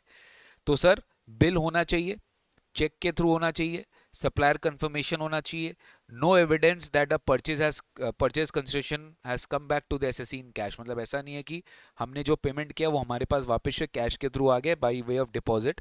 The sales out of purchase, जो हमने परचेज किया है आउट ऑफ दैट सेल जो हम कर रहे हैं वो हैव बीन एक्सेप्टेड है. The supplier is accounted for the purchase made by the SSC. Next आता है Vashisth Chay Vyapar limited as per supreme court judgment. Vashisth Chay Vyapar limited as per supreme court judgment. तो in case of NBFCs income from NPS would be taxable on receipt basis. In case of NBFCs income from NPS would be taxable on receipt basis. तो बोला ये जा रहा है NBFCs के case में जो एनपीएस से इनकम आएगा वो आप रिसीट बेसिस पे टैक्सेबल करेंगे. The Delhi high court held in favour of the SSC that income in the hands of NBFCs is to be recognized as per the RBI prudential norms, regardless of the fact even if they deviate from the mercantile system of accounting. मतलब क्योंकि NBFCs का एक separate RBI guidelines है तो RBI guidelines के हिसाब से ही they will have to assess their income. Supreme Court confirmed the order of Delhi High Court and accordingly rejected the department appeal against the order of the Delhi High Court. मतलब बोला ये जा रहा है कि भाई ऑल्दो सेक्शन 145 के हिसाब से business income has to be computed either on mercantile basis और cash basis whichever regularly employed by the SSC. But NBFC एक एक्सेप्शन है because it is to be recognized because it has to maintain the books as per the RBI norms, regardless of the fact, even if they deviate from the system of accounting of accrual method, they will have to tax the income only on receipt basis. ठीक है, तो NBFC इसके लिए ये अलग से जो है एक कोर्ट का जजमेंट है. सुप्रीम कोर्ट ने दिल्ली हाई कोर्ट के जजमेंट के अगेंस्ट में जो डिपार्टमेंट ने अपील फाइल किया उसको भी खारिज कर दिया और सुप्रीम कोर्ट ने अफर्म कर दिया. नेक्स्ट आता है Honda Siel Cars Limited versus CIT, which is a decision given by the Supreme Court again. Technical fees paid under a technical collaboration agreement. एक fee for technical services kind of fee है जो कि एक technical collaboration agreement के under पे किया गया है for setting up a joint venture company in India. एक JV कंपनी इंडिया में सेटअप करना है, उसके लिए आपने कोई टेक्निकल फी पे किया है and it is to be treated as a capital expenditure if upon termination of the agreement the joint venture would come to an end. यानी कि ये जो अग्रीमेंट है अगर ये टर्मिनेट किया जाएगा तो जेवी भी खत्म हो जाएगा. तो जेवी सेटअप किया गया है इस टेक्निकल कोलैबोरेशन अग्रीमेंट के थ्रू, जिसके थ्रू टेक्निकल फी पे किया गया इंडिया के बाहर. तो this is to be treated as a capital expenditure. This is to be treated as a capital expenditure because ultimately JV setup करने का ये कॉस्ट है. जेवी सेटअप करने का एक कॉस्ट है बिकॉज अगर अग्रीमेंट टर्मिनेट करते हैं तो आपका जेवी भी बेसिकली एंड हो जाएगा. तो सुप्रीम कोर्ट ने बोला that if technical fee is capital in nature in this case, since upon the termination of the agreement the JV would come to an end. It is further held that if the limited rights to use technical know-how is obtained for a limited period, the expenditure is revenue nature. मतलब अगर आपका ये technical फी जो आपने पे किया वो एक राइट्स के लिए आपने पे किया, एक पर्पस के लिए आपने पे किया, एक टेम्पररी पीरियड के लिए आपने पे किया, तो ये रेवेन्यू एक्सपेंडिचर होता. But if technical know how is obtain for setting up a new business overall, अगर ये टेक्निकल नो हाउ आप एक पूरा एक न्यू बिजनेस सेटअप करने के लिए पेमेंट किए हैं तो this know how will be considered to be a capital expenditure. ये नो हाउ आपके लिए कैपिटल एक्सपेंडिचर कंसिडर किया जाएगा. सर जो एटीएम मशीन्स होते हैं जो बैंक एम्प्लॉय करता है, can that be considered as a computer and can a higher rate of depreciation can be claimed? तो कर्नाटका हाई कोर्ट का इसमें जजमेंट है. CIT versus NCR corporation private limited. Karnataka high court held that so long as functions of computers are performed with other functions and other functions are dependent on the functions of the computer, ATMs are to be treated as computers and they are entitled to a higher rate of depreciation. MCQ में आ सकता है आपके exam में कि जो ATM machines है they will also be treated as a computer and उस पे भी higher rate of depreciation applicable हो जाएगा. नेक्स्ट जजमेंट है principal commissioner of income tax versus SBI Bombay high court. ठीक है, genuine contributions to unapproved and unrecognised funds are allowable as deduction. ये थोड़ा सा देखने वाली बात है. हम लोग पढ़ के रखे हैं कि अगर आप अनरिकॉग्नाइज्ड प्रोविडेंट फंड में कंट्रीब्यूट कर रहे हो तो आपको उसका डिडक्शन नहीं मिलता 40A9 में. आइए समझते हैं. SSC claimed a deduction of expenses towards contribution of fund created for the healthcare of the employees. ठीक है, revenue argued that such fund is not a recognized fund under 36 and claim of expenditure was held definitely by way of provision of 40A9. 40A9 इसको disallow करता है कि आप कोई भी unrecognised provident fund में कंट्रीब्यूट करेंगे तो अलाउ नहीं करेंगे. It was held that very purpose of section 40A9 was to restrict the claim of expenses by the employer towards the contribution of fund which was wholly discretionary and did not impose any restriction or condition for expanding such funds which had possibility of misdirecting or misusing the funds after the employer claimed benefit. मतलब basically अगर वो fund restrict नहीं करता, अगर वो fund कोई payment to employees करने का कोई कंडीशन नहीं लगाता, वो डिस्क्रिशनरी है एम्प्लॉयर के हाथ में, तो फिर ये फायदा क्या है फंड का. And that is why 40A9 का ये पर्पस था कि इसको हम डिसअलाउ करेंगे. In plain terms, this provision was not meant to hit the genuine expenditure which is incurred by an employer for the welfare and benefit of the employees. Thus, SSC was entitled for the deduction. अब इसमें क्या है, एक exception case था कि ये जो fund में आपने कंट्रीब्यूट किया है ये एक जेन्युइन ट्रांजैक्शन और वहां से एम्प्लॉय को पेमेंट हुआ है. तो यहां पर कोर्ट ने रूल आउट किया कि जो इंटेंट है वो अभी भी बरकरार है कि ठीक है अप्रूवल नहीं लिया, that is a procedural error, but disallowance नहीं किया जा सकता जस्ट बिकॉज ऑफ दिस। ये कोर्ट का जज फैसला गाइस, तो आप प्लीज इसको अपने रेगुलर क्वेश्चंस में इसको इंप्लीमेंट मत करना, ये पर्टिकुलर फैक्ट पैटर्न पे ये एप्लीकेबल हुआ है। तो जेन्युइन कंट्रीब्यूशन है, जेन्युइन कंट्रीब्यूशन है, ठीक है, जेन्युइन कंट्रीब्यूशन है, and that is why this was allowed as a deduction, ठीक है, जेन्युइन कंट्रीब्यूशन है and that is why this was allowed as the deduction. Next आता है Naveen Jolly versus ITO Karnataka high court. Naveen Jolly versus high court. Multiple independent residential units, एक building में बहुत सारे flats है, can that be treated as a one residential unit for section 54 exemption, क्योंकि हम other than land other than building residential house बेच के residential house खरीदते हैं, और वो मल्टीपल फ्लैट है एक बिल्डिंग में। तो कैन आई से, ठीक है, क्या यहां पर बोला जा रहा है, यहां पर बोला जा रहा है कि मल्टीपल इंडिपेंडेंट रेसिडेंशियल यूनिट है सेम बिल्डिंग में, can it be treated as one unit for section 54 exemption, and usage of the property has to be considered in determining whether it is a residential property और a commercial property, और आप उस property को किस purpose के लिए use कर रहे हैं, कमर्शियल पर्पस के लिए यूज कर रहे हैं कि रेसिडेंशियल पर्पस के लिए कर रहे हैं। तो high court has held that the SSC is entitled to a benefit of exemption under 54F though the SSE owns more than one apartment of 500 square feet in the same building and it has to be treated as one residential unit. मतलब बोला ये जा रहा है sir कि मान लो अगर उसके अपार्टमेंट है, एक ही बिल्डिंग में अगर उसका अपार्टमेंट है और वो 500 स्क्वायर फीट से ज्यादा का अपार्टमेंट है, मतलब बेसिकली अगर उसका एक ही बिल्डिंग को एक ही बिल्डिंग में उसका मल्टीपल अपार्टमेंट है तो उसको वन यूनिट ही ट्रीट किया गया सर, उसको वन यूनिट ही ट्रीट किया गया। The assessee owns more than one apartment of 500 square feet in the same building and it has to be treated as one residential unit. तो ये नवीन जॉली का court का judgment है। ये सबसे इंपॉर्टेंट केस लॉ है आपके पूरे सिलेबस का, पेप्सी फूड्स लिमिटेड। आईटीएटी का जो स्टे का पावर है 254 में, उसका बात करता हूं, ये बहुत बार एग्जाम में आ चुका है। आईटीएटी जो स्टे ग्रांट कर सकता है मैक्सिमम मैक्सिमम जो वो स्टे ग्रांट कर सकता है, it can not grant beyond 365 days. Also, even if the delayed disposal of appeal was not attributable to the SSE, then also the stay will automatically get vacated. यानी 365 days तक अगर ITAT ने अपना decision नहीं दिया, stay अपने आप vacate हो जाएगा, even the delay is not attributable because of SSC. SSC की वजह से डिले नहीं हुआ है तब भी ये स्टे वकेट हो जाएगा। बट इसके ऊपर कोर्ट के जजमेंट से पेप्सी फूड्स का सुप्रीम कोर्ट का जजमेंट आ चुका है। Would automatic vacation of stay order upon the expiry of extended period of stay of 365 days be valid? जो automatic stay order है after the expiry of 365 days क्या valid होगा when there is a delay in disposing the appeal is not attributable to the SSE? This is the main question. तो issue क्या था? The issue under consideration is whether the stay order can be automatically vacated upon the expiry of 365 days where the delay is not attributable to the SSE. इसके relevant provision बोलता है yes. The third proviso to section 254 subsection 2A provides that where the appeal filed before the ITAT is not disposed of within the period of stay or extended period of stay granted by ITAT, the order of stay shall stand vacated after 365 days even if the delay in disposing the appeal is not attributable to the SSE. Even if delay in disposing the appeal is not attributable to the SSE, उसके वजह से delay नहीं हुआ है। Analysis and conclusion.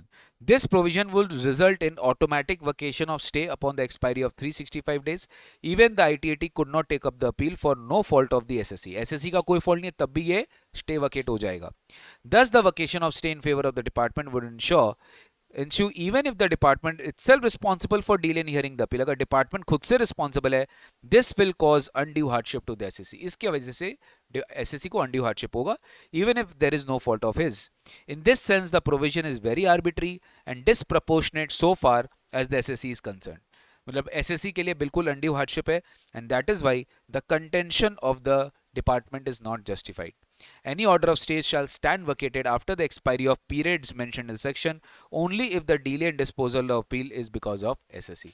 तो conclusion यही है कि order will vacate only after the expiry of periods mentioned in the section, that is 365 days, but only if the delay is attributable to the SSE. This was held out by Supreme Court in the case of Pepsi Foods Limited.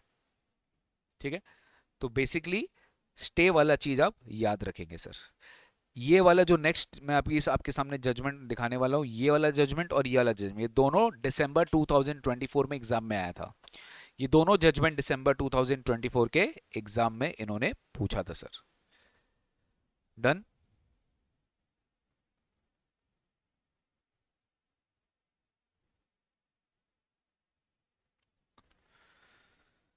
engineering analysis center of excellence, engineering analysis centre of excellence private limited versus CIT and another, ये हो गया आपका supreme court का judgement. ठीक है, engineering analysis center of excellence private limited, engineering analysis center of excellence private limited and versus CIT and another, ये हो गया सुप्रीम कोर्ट का 2021 का जजमेंट। ये भी रॉयल्टी जैसा ही कुछ केस लॉ है।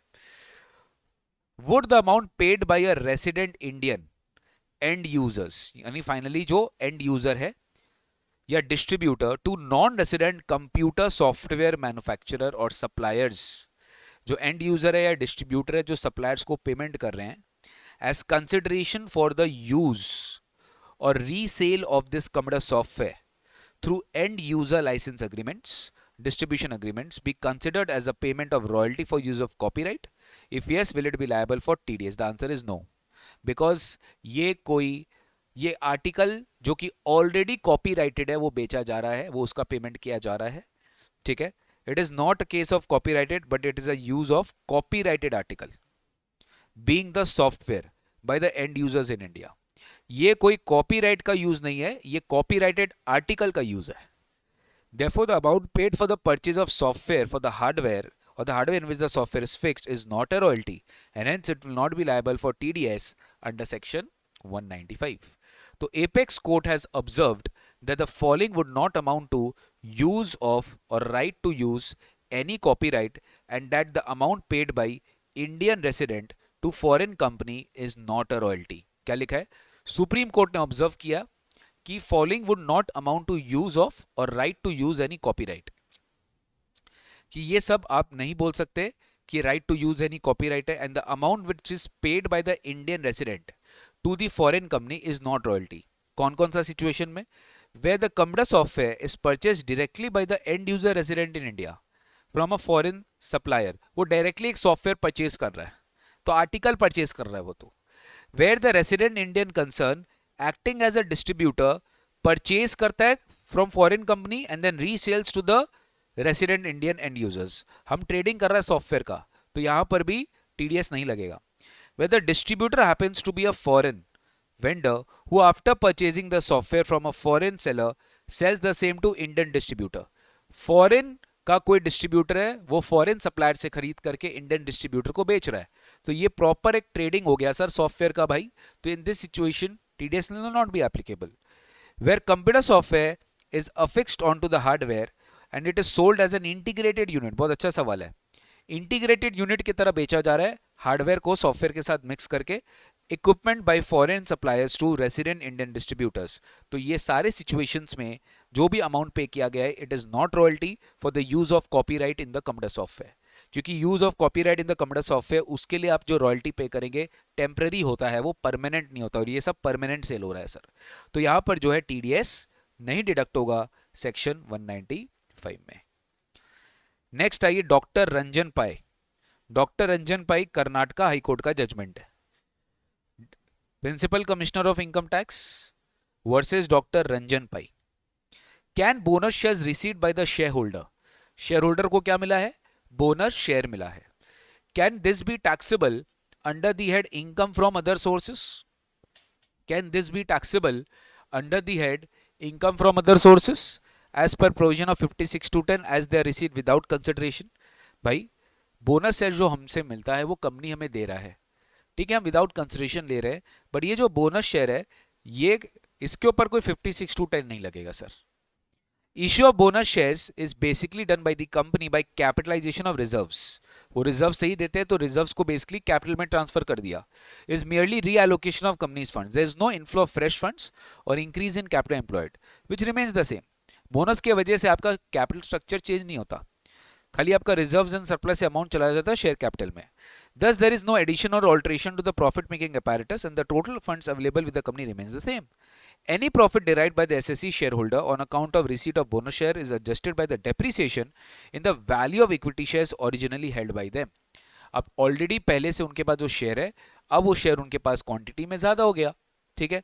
The High Court held that the bonus shares were not issued in order to evade any tax so as to attract the provision of 56(2)(10. ये बोनस मैंने कोई टैक्स एवेजन के लिए रिसीव नहीं किया है. The provision of 56(2)(10 will not be attracted in the hands of the recipient shareholder on the receipt of bonus share. तो अगर इन केस आपके एग्जाम में क्वेश्चन आ जाएगा तो भाई याद रखना रिसीट ऑफ बोनस शेयर्स पे 56(2)(10 नहीं लगेगा as held by Karnataka high court in the case of doctor Ranjan Pai. ठीक है. Next, CIT and another versus corporation bank again Karnataka high court. Are the provisions of TDS under section 194H 194H हो गया commission brokerage का. तो are the provision of TDS under section 194H attracted on the payment made by the SSE bank for services rendered by basically NFS, a network of shared ATMs in India. थोड़ा ध्यान से, commission है. ठीक है. तो bank क्या करता है, बैंक जो ATMs मैनेज कर रहे हैं इंडिया में, तो बैंक उनको हायर करता है और बैंक उन्हें कमीशन देता है. ठीक है. तो NFS क्या है, national financial switch. It is N ATM network which facilitates convenience banking. It links together the countries ATM in a single network. The high court observe that the relationship between the SSE bank and the national financial switch, that is NFS, it is not of an agency. It is principal to principal. They are between two independent parties. Therefore, the High Court held that Section 194H will not be attracted on the payment made by this bank to the ATM network, which issued the credit card for payment gateway services provided by NFS. तो यहाँ पे 194H में कोई TDS नहीं कटेगा because this is not a relationship of agency, principal agent, but this is between two independent parties on principal to principal basis. तो यहाँ पे 194H में TDS नहीं डिडक्ट होगा as ruled by Karnataka high court. ठीक है. देन आता है ये CIT versus Reliance telecom limited. यहाँ पे ITAT का पावर, अगेन मैंने इसके पहले ITAT का पावर डिस्कस कर दिया था कि ITAT के पास लिमिटेड पावर है to the extent of grounds of appeal unless and until there were very solid evidence. ठीक है. यहाँ पर देखो क्या लिखा है, ITAT has no power to recall its order even if submissions were filed on merits. अच्छा सवाल है ये, अच्छा केस लॉ है. रिलायंस टेलीकॉम का जजमेंट है 2021 का, 2021 का रिलायंस का जजमेंट है. ठीक है. अब तुमको एक चीज समझना पड़ेगा, सुप्रीम कोर्ट हेल्ड दैट, ये सुप्रीम कोर्ट का जजमेंट है, order passed bye ITAT recalling it's earlier order is beyond the scope and ambit of their powers. Supreme court बोलता है कि ITAT के पास कोई पावर नहीं है कि वो अपना ही ऑर्डर को रिकॉल करे. हाँ, वो अमेंड कर सकता है नहीं mistake apparent from record, but वो अपना ही ऑर्डर रिकॉल नहीं कर सकता है if there is no mistake apparent from record. Apparent from record मतलब ऐसा मिस्टेक जो कि एक डिबेटेबल नहीं था, जहां पे कोई क्वेश्चन ऑफ लॉ नहीं था. ठीक है. तो it is basically a typographical kind of error. So ITAT held that order passed by ITAT recalling its order beyond the scope and the ambit of the powers. In the exercise of the powers under 254, the ITAT may amend any order passed by it to rectify any mistake apparent from record only. The ITAT may amend any order passed by it to rectify any mistake apparent from record. ठीक है. तो ITAT क्या कर सकता है, ITAT कोई भी order pass कर कोई भी ऑर्डर अमेंड कर सकता है to rectify any mistake apparent from record only. ठीक है. यानी जो रिकॉर्ड उनके पास है वो उसी में से जो है रेक्टिफाई कर सकता है. The tribunal can not revisit it's earlier order and go into detail. वापस से वो सोचे रिवाइज कर ले, वापस से वो मेरिट्स में चले जाए, वो वापस से मेरिट्स में नहीं जा सकता. The powers are only to correct and rectify the mistake apparent from record. Because the SSE might have filed some detailed admission, it does not confer the jurisdiction upon the ITAT to pass the order again under 254. In the instant case, a detailed order was already passed by the ITAT which was held in favor of the revenue department के favor में. Therefore, the said order could not have been recalled by the ITAT if the SSE believed that the order passed by ITAT was erroneous. Either in facts or in law, the only remedy was to prefer the appeal before the High Court. अगर आपको लग रहा है कि वो order गलत पास किया तो वो ITAT रिकॉल नहीं करेगा, आपको हाई कोर्ट में जाना पड़ेगा. If there is no mistake apparent from record, I repeat, there is no mistake from apparent from record, ITAT खाली अमेंड कर सकता है वो order which is passed by to rectify any mistake apparent from record. The tribunal cannot revisit its earlier order and go into detail on merits. ठीक है, and go into detail on merits. अच्छा question था Reliance telecom का. BCCI का एक basically charitable trust का था sir, कि क्या बीसीसीआई जो रजिस्टर्ड ट्रस्ट है, ठीक है, जो रजिस्टर्ड ट्रस्ट है, क्या उसका लाइसेंस लेके एग्जेम्पशन क्लेम कर सकता है. तो बीसीसीआई के ऊपर ये थोड़ा सा आईपीएल का इन्होंने एक जजमेंट के साथ कनेक्ट किया. BCCI board of control for cricket in India versus commissioner of income tax से मुंबई ट्राइब्यूनल का जजमेंट है. BCCI is not engaged in commercial activities as funds generated from IPL are used for promoting cricket. अब IPL ये लोग बोल रहे हैं कि फ्रेंचाइजी के साथ आप एक एंटरटेनमेंट के लिए कर रहे हैं, तो ये आपका बेसिकली इसके लिए आपको लाइसेंस नहीं मिलेगा 12A में, चैरिटेबल ट्रस्ट के हिसाब से. तो Bombay tribunal has allowed relief to BCCI and directed the commissioner to grant registration under 12A, citing that the BCCI is still promoting the game of cricket. Ultimately वो अगर IPL भी हो रहा है तो गेम ऑफ क्रिकेट ही है. Court has ruled that the prime character of popularizing cricket is not lost just because the sports tournament is structured in such a manner to make it popular, resulting in more sponsorship, resulting in greater resources mobilization. It is indeed possible that the predominant object remaining the promotion of cricket, predominant objective cricket promote karna, but that the activity is done in more effective and financial manner. There is no conflict in the cricket becoming more popular and the cricket becoming more entertaining after introduction in IPL tournament. इसमें कोई issue नहीं है कि cricket अगर ज़्यादा popular हो रहा है, क्रिकेट ज़्यादा एंटरटेन हो रहा है. आप जानते हैं इंडिया में ज़्यादा एंटरटेन हो रहा है after introduction of the IPL tournament. Therefore, SSC is entitled to continuance of its registration under 12A and the order passed by CIT stands quashed. मतलब जहां पे उसकी order for cancellation of registration आई थी, उसके अगेंस्ट में Mumbai ITAT ने बोला कि नहीं, आपको ये रजिस्ट्रेशन तो देना पड़ेगा. बीसीसीआई एंगेज है कमर्शियल एक्टिविटीज में generated from IPL are used for promoting cricket. तो ये आप नहीं बोल सकते कि बेसिकली गेम ऑफ क्रिकेट है तो it will come into activity for charitable activity में आ जाएगा, तो यहाँ पे उसको लाइसेंस मिलना चाहिए. आईपैड को क्या मानेंगे? क्या आईपैड को आप कंप्यूटर बोल सकते हैं? The answer is no. Kohinoor Indian private limited versus ACIT Amritsar tribunal का जजमेंट है. Amritsar tribunal has ruled that the predominant purpose of iPad is a communication and it is not a computer.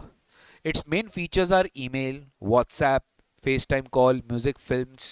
iPad may discharge some of the functions of computer. It is not a substitute of computer. In common parlance, iPad is considered as communicating device with some additional features of computer. Accordingly, ITAT held that iPad is not a computer, hence depreciation is admissible at a lower rate. iPad computer नहीं है, तो depreciation आपको lower rate में मिलेगा, but ATM machines definitely computer rate में मिल जाएगा सर. Next, Principal Commissioner of Income Tax versus Tally solutions private limited. ठीक है, ये है आपका कर्नाटका हाई कोर्ट का judgment. Tally solutions private limited. Non deduction of TDS on purchase of assets can not take away the right to claim depreciation. आपने अगर TDS नहीं काटा असेट परचेज करते समय, तो इसका यह मतलब नहीं है कि आपको उस पर डेप्रिसिएशन नहीं मिलेगा. Karnataka High Court held that 40IA and A provides for disallowance only in respect of expenditure which is revenue in nature. ध्यान से सुनना, 40IA और 40IE खाली बात करते हैं रेवेन्यू एक्सपेंडिचर के आगे और पे अपने TDS नहीं काटा तो आपको क्लेम नहीं मिलेगा. Therefore, the provision does not apply to the SSE who is making any capital expenditure. It does not apply to the SSE claiming depreciation which is not an expenditure but an allowance. ठीक है, मतलब वो capital expenditure है. Depreciation is not N outgoing expenditure. Depreciation कोई खर्चा नहीं है. हम जब कोई एसेट खरीद रहे हैं उस पर डेप्री, तो में कोई खर्चा नहीं है. It is not N outgoing expenditure and therefore provision of 40IA और IA इज नॉट एप्लीकेबल. आप ये नहीं बोल सकते कि डेप्रिसिएशन के ऊपर 40IA और IA आप डिसअलाउ करिए.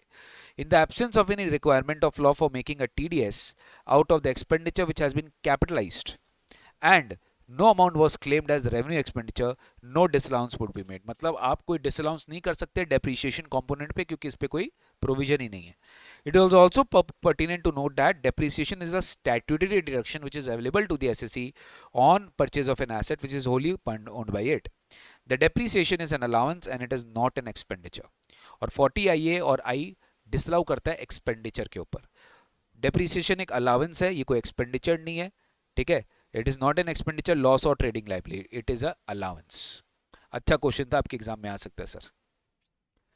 तो just because you have not deducted TDS आपको डेप्रीसिएशन नहीं मिलेगा, ऐसा नहीं हो सकता है। ठीक है। Noida cyber park private limited versus ITO, Delhi ITAT का जजमेंट है। ये सब आपके इंस्टीट्यूट के मटेरियल का केस लॉज है, तो भाई ये सब एकदम अर्जेंट है, एकदम इंपॉर्टेंट है, इसको अच्छे से करके जाना प्लीज।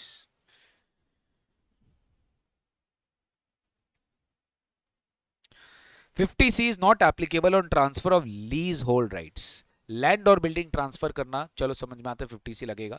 बट आप किसी लैंड और बिल्डिंग में लीज होल्ड राइट्स ओन कर रहे थे, उसको आप ट्रांसफर कर रहे हो, तो 50C बोलता है हम नहीं लगेंगे उसके ऊपर। दिल्ली आईटीएटी का क्लियर जजमेंट है, लैंड और building in its coverage is quite distinct from expression of right in land और बिल्डिंग। लैंड और बिल्डिंग अलग हुआ, राइट इन लैंड और बिल्डिंग अलग हुआ। मतलब आपने किसी से सलामी में लैंड और बिल्डिंग खरीदा, अब आप सलामी को खाली बेच रहे हो, तो कोई लैंड और बिल्डिंग नहीं बेच रहे हो आप। Legislature has used the expression land or building and not the expression right in land or building. Therefore, the expression is different. Honorable Supreme Court has also supported this legal premises, जो judgment in the case of GVK Industries. Thus, the leasehold rights transfer does not warrant invoking section 50C as the said property is not in the nature covered by 50C. मतलब 50C कब लगेगा? जब आप registered owner हो, legal owner हो land और building के, तब 50C लगेगा। उसका rights transfer कर रहे हो, वो खाली आप उसका एक कोई क्या बोलते हैं ना, लीज होल्ड राइट्स ओन करके रखे थे, वो उस पर आपको कोई 50C नहीं लगेगा सर। ठीक है। नेक्स्ट आते हैं Aditya Balakrishna Shroff versus ITO Mumbai tribunal. Aditya Balakrishna Shroff versus ITO Mumbai tribunal. Gain received, exchange gain होगा एक तरह से, बट देखते हैं। Gain received on personal loan due to forex fluctuation. Forex fluctuation हुआ, आपको एक्सचेंज गेन हुआ। ठीक है, आपको कुछ मनी मिला। एक्सचेंज गेन जो है बेसिकली आपको कोई, मान लो आप एक्सपोर्ट किए होंगे, आप जब एक्सपोर्ट किए तो आपको जिस दिन एक्चुअल में रिसीव हुआ उस दिन डॉलर बढ़ गया होगा, तो आपको एक्सचेंज गेन हुआ on personal loan due to forex fluctuation. It is a capital receipt not liable to tax. It is a capital receipt not liable to tax. ठीक है। Receipt can not be taxed as income unless it is in the nature of a revenue receipt. Income तभी treat कर सकते हैं जब वो आपका revenue receipt है, और it is specifically brought with in the ambit of income by way of a specific provision. या तो उसको आप किसी पर्टिकुलर प्रोविजन के हिसाब से टैक्स करो, वरना वो आपका इनकम नहीं माना जाएगा unless and until it is a receipt, revenue receipt. If the transaction is in the capital field, the question of taxability does not arise at all, unless there is a specific provision of such bringing such receipt to tax. In any case where the loan was of foreign currency denominated and the amount advanced as a loan as also received back as repayment, आपने loan दिया करे foreign currency में और आपको loan मिला भी foreign currency में, it was precisely the same, there was no question of interest component at all. When the loan was foreign currency denominated, the amount advanced as loan as also received back as repayment was precisely the same. There was no question of interest component at all. The benefit or gain received by the SSE, the benefit or gain received by the SSE was on account of foreign exchange fluctuation. ये जो gain आपको मिला है ये आपके forex fluctuation के वजह से मिला है, since the foreign exchange fluctuation was with respect to a transaction जो कि कैपिटल नेचर का है, तो ये फॉरेक्स फ्लक्चुएशन भी आपका कैपिटल रिसीट ही माना जाएगा। 100% आपके एग्जाम में ऐसा सवाल आएगा सर, क्योंकि ये फॉरेक्स फ्लक्चुएशन है कैपिटल नेचर के आइटम के वजह से है, तो ये फॉरेक्स आपका कैपिटल रिसीट माना जाएगा। अगर ये रेवेन्यू नेचर के आइटम के लिए होता तो ये रेवेन्यू रिसीट माना जाता। तो मुंबई ट्राइब्यूनल ने आदित्य बालकृष्ण श्रॉफ वर्सेस आईटीओ में इन्होंने रूल आउट किया सर। ठीक है। सॉफ्टवेयर वाला बात मैं नहीं कर रहा हूं, ये ऑलरेडी हम बहुत बार पढ़ चुके हैं। CIT international taxation versus Grasmec corporation Delhi. ठीक है। तो लाइसेंस में ले रहे हो software products by Microsoft, it is not taxable in India as royalty. मतलब माइक्रोसॉफ्ट से हम कोई लाइसेंस ले रहे हैं सॉफ्टवेयर यूज करने का, तो this is not taxable in India as a royalty. ठीक है। ये देखो, SAP labs India private limited versus ITO, supreme court का जजमेंट है। SAP labs India private limited versus ITO, supreme court का जजमेंट है गाइस। स्टार्ट करें। Determination of ALP by the High Court. Determination of ALP by the High Court. when the determination of ALP is challenged, when the determination of ALP is challenged before the High Court, it is always open for the High Court to consider and examine whether ALP has been determined while taking into consideration the relevant guidelines. Basically मैं बता रहा हूँ, क्या high court तक ALP निकालने का power high court के पास है? अरे ALP तो एक क्वेश्चन ऑफ फैक्ट है कि क्वेश्चन ऑफ लॉ है, तो यहाँ पे रूल आउट किया गया। देखो ALP निकालना भी एक क्वेश्चन ऑफ लॉ हो सकता है, because ALP has to be computed as per section 92C after following all the guidelines. But if the ALP has not been computed in such a manner, then the matter can definitely go before the High Court, and High Court can definitely take a decision in that. So when the determination of ALP is challenged before the High Court, it is always open for the High Court to consider and examine whether the ALP has been determined taking into consideration all the relevant guidelines. The High Court can also examine whether the comparable transactions, जिस comparable method का हम बात करते थे cup method, उस cup method के हिसाब से जो comparable transaction है, क्या उसके हिसाब से भी comparable ठीक से choose किया गया है? Can they have been taken into consideration properly or not? That is to the extent as to whether non-comparable transactions are considered as comparable तो नहीं हो गया। मतलब कोई non-comparable transaction आप comparable करके आप अपना वैल्यू निकाल लिए, तो ये पॉसिबल नहीं है। Therefore, the view which was taken by the Karnataka High Court in the case of Soft Brands India Private Limited, एक जजमेंट था दूसरा, that in the transfer pricing matters, the determination of ALP by the ITAT is the final and cannot be subjected to matter of appeal under 260, cannot be accepted। कुछ different case law में Karnataka high court ने ये बोला था कि sir TP matters में determination of ALP by the ITAT is the final and cannot be subject matter of dispute before High Court, cannot be accepted। In an appeal, ये supreme court का है भाई, in an appeal challenging the determination of ALP, it is always open for the High Court to decide the case within the parameters of 260A। क्या पता आपके exam में आ जाएगा कि ये चीज है, can high court, can this matter be appealable before high court. ठीक है, okay. CIT versus Cognizant technology solutions of India private limited, ठीक है, 2023 का सुप्रीम कोर्ट का जजमेंट है। इस डिडक्शन में 10AA available in respect of foreign exchange gain solely relating to the export business of the assessee. इस deduction 10AA जो SEZ का एग्जामिशन मिलता है, क्या ये मिलेगा इन respect of foreign exchange gain जो कि आपने एक्सपोर्ट बिजनेस वाले से कमाया? मतलब ये जो इनकम आपका, ये जो आपका इनकम है फॉरेन एक्सचेंज गेन का, क्या डिडक्शन इससे मिल सकता है? क्यों नहीं मिल सकता है? अगर ये उसी यूनिट का है, इसका टैक्सेबल इनकम है, तो डेफिनेटली मिलेगा। In order to allow deduction of 10AA, it has to be seen whether such benefit was because of export or not. The exchange value based on upward downward rupee value is not in the hands of the SSE.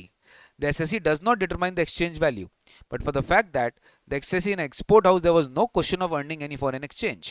Therefore, when the fluctuation in foreign exchange was solely relatable to the export business and higher rupee value was earned by the export business, the deduction would be available from such forex gain.